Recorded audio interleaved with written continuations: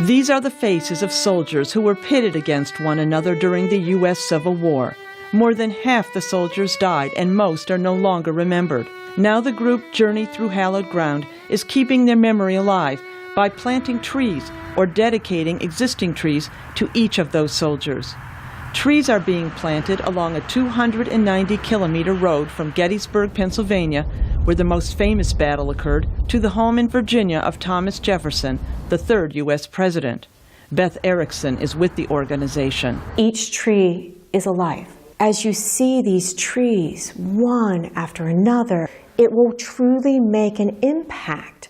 The first trees were planted in November on a former plantation called Outlands in Leesburg, Virginia. Today, the early 19th century home is owned by a historic trust. Andrea McGimsey, executive director of Outlands, says the estate was a natural place to begin the tree project. Outlands had some very old trees. They were here during the Civil War time. Many of them are actually going to be adopted as part of this project. McGimsey says Outlands was also part of Civil War history. Outlands had 128 slaves in 1860, right before the Civil War started.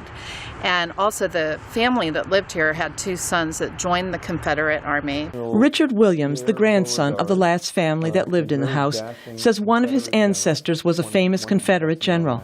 His family still owns property next to Outlands, and they too are involved in planting the trees. We're hoping that as private landowners, we can also show it's a great success and encourage some other private landowners. The $65 million project is being financed through private contributions, in which individuals can also help by donating $100 for a tree. The trees will be geotagged to allow smartphone users to learn the history of a soldier. These trees will be able to have a number associated with a person.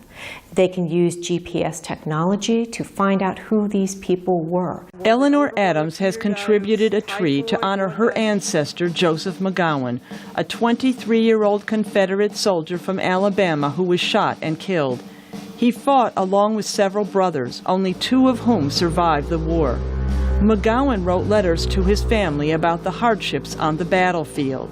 He talks about sickness, the heat in the summertime, the bad food, really tough time being a soldier in those days. Adams hopes other relatives will join her in planting trees for the rest of the brothers who died in the Civil War.